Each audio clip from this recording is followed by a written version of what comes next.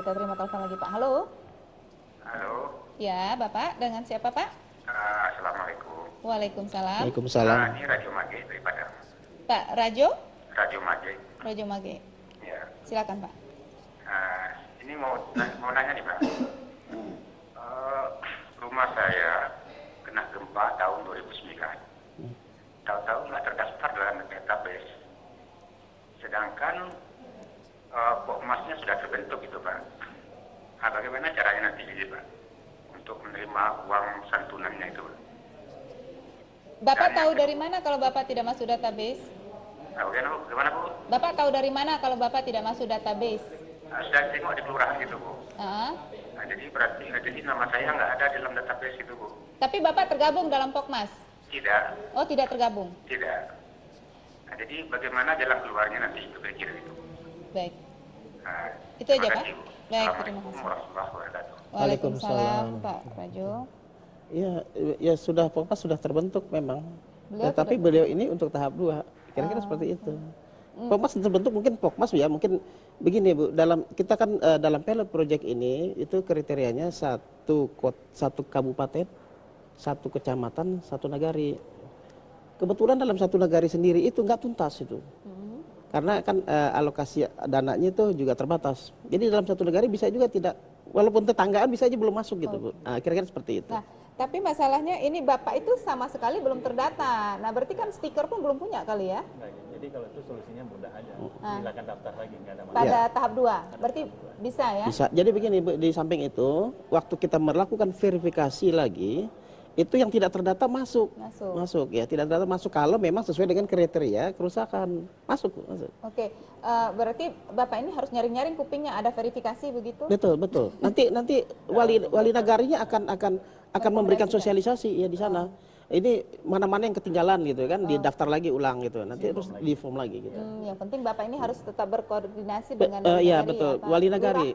Ya, kalau di kota lurah, tapi wali negari yang punya peranan itu. Makanya wali negari sebagai tim pendamping masyarakat yang kita bentuk seperti itu.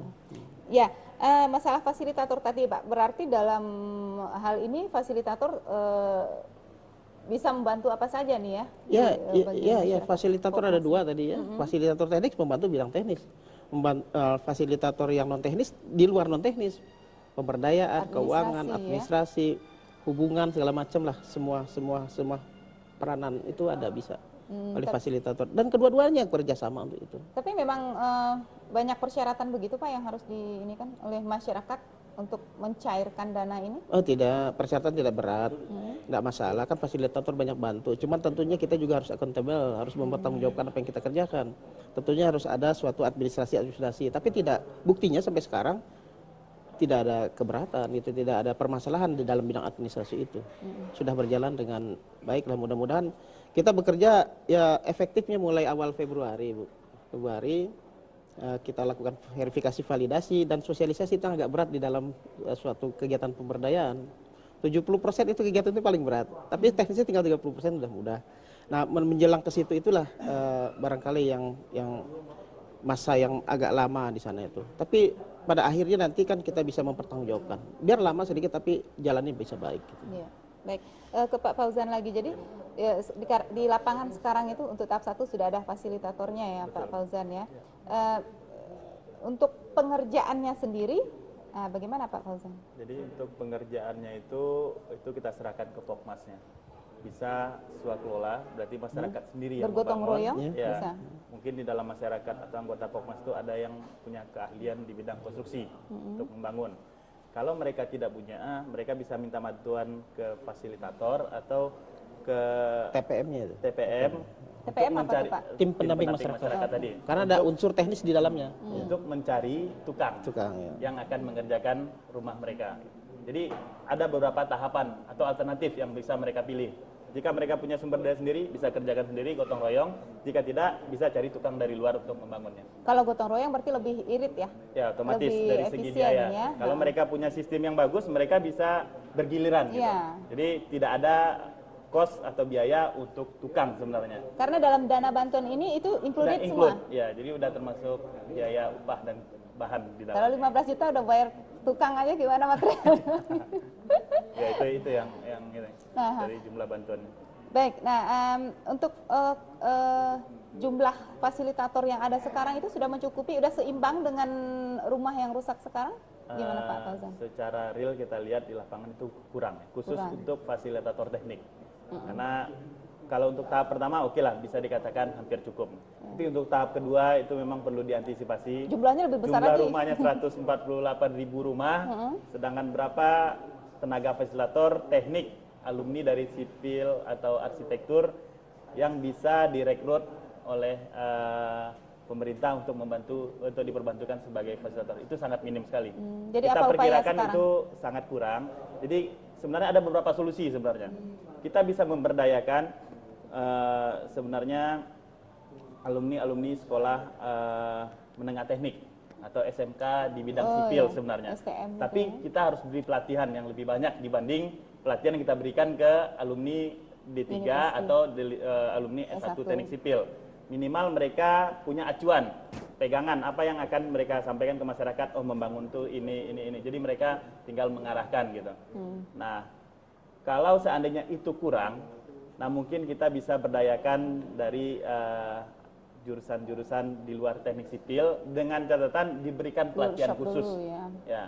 Atau kita berikan ini semacam pendidikan singkat khusus masalah rehab rekon ini, sehingga mereka punya dasar kalau memang itu juga tidak terpenuhi. Tapi kita harapkan ada solusi yang terbaik yang diambil oleh pemerintah nantinya gitu. Apa upaya sekarang Pak untuk memenuhi kebutuhan fasilitator ini? Ada kita juga promosi keluar daerah barangkali untuk mengundang lulusan-lulusan sipil dari. Iya, tadi sebagai gambaran ya Bu ya, kemarin kita lakukan pengumuman untuk tahap 2 ini yang mendaftar 5.000. 5.000 orang mendaftar. Yang kita butuhkan berapa?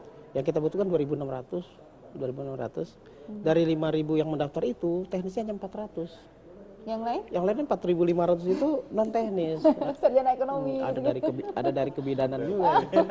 namanya kan lowongan kan kita anukan. Tapi namun demikian besok sudah mulai dilakukan tes terhadap yang sudah lulus administrasi. Nah, inilah dari sini kelihatan tadi sebagaimana Pak Fauzan katakan. Mungkin itu salah satu alternatifnya yang disampaikan Pak Fauzan. Yang kedua, kita juga di PU ini terpikir, Bu, alumni PU, artinya alumni PU ini yang sudah pensiun itu sudah matang itu, bisa dikaryakan. Iya. Setidak-tidaknya sebagai fasilitator senior ya. Iya. Fasilitator senior itu. Memanggil sekarang. Iya. Bagi alumni PU untuk berkarya kembali. Iya, ada yang sudah komit untuk mengenai itu, dan dia juga kan kalau alumni PU ini bukan hanya masalah kerja, tetapi ingin berbakti terus gitu sepanjang hidupnya, selama hidupnya itu untuk bidang KPU-an. Jadi tertarik juga, dan dia juga bisa membantu fasilitator junior dalam pembinaan sehari-harinya gitu. Banyak untung yang kita ambil dari sana, bukan untung maksudnya banyak manfaat yang kita ambil dari sana. Selain dia bisa membina staf-staf yang baru, juga hubungan dengan masyarakat tuh lebih luas, mungkin lebih baik. Karena dia sehari-harinya selama tugasnya tuh selalu berhubungan dengan masyarakat sebagai pelayan publik. Sudah gitu. berpuluh-puluh tahun sebelumnya ya. Yang kedua, kalau memang juga nggak mau ini, kita cobalah perantau-perantau yang ada di sekitar kita, Jambi atau Palembang yang ini Ya, bisa mungkin Bapak harus pulang kampung bikin untuk itu. pengumuman lebih Iya, keluar justru daerah. itu sekarang sedang dianalisa tahap-tahap mana gitu. Tapi kita tentu prioritas yang ada di Sumatera Barat ya Pak Fauzan. Tapi solusi terakhir kalau menurut saya mungkin sama dengan yang kita lakukan pada saat kita mengaudit, mengakses rumah-rumah yang rusak, dulu. Manfaatkan Mahasiswa. Jadi kalau memang tidak ada lagi sumber dayanya, mahasiswa yang sudah belajar ilmu teknik sipil, mungkin udah semester 6 ke atas, itu bisa kita libatkan di situ dengan cara kita berikan training, pelatihan, dan untuk mahasiswa itu kita tempatkan di Padang. Karena apa? Mereka kuliah. Lebih dekat Jadi gitu. mereka kuliah, silakan kuliah, setelah kuliah langsung ke lapangan. Mungkin itu solusi yang bisa kita berikan. Bagus juga sih solusi itu. Baik, waktu kita sudah habis ternyata. Pak Fauzan, terima kasih. Pak Farudin, terima kasih. Semoga saja dialog sore hari ini memberikan manfaat bagi masyarakat kita dalam tahap rehab rekon seperti sekarang ini. Pemirsa, sampai di sini dialog khusus mengenai rumah aman gempa. Terima kasih atas perhatian Anda. Selamat sore. Wassalamualaikum warahmatullahi wabarakatuh. Waalaikumsalam.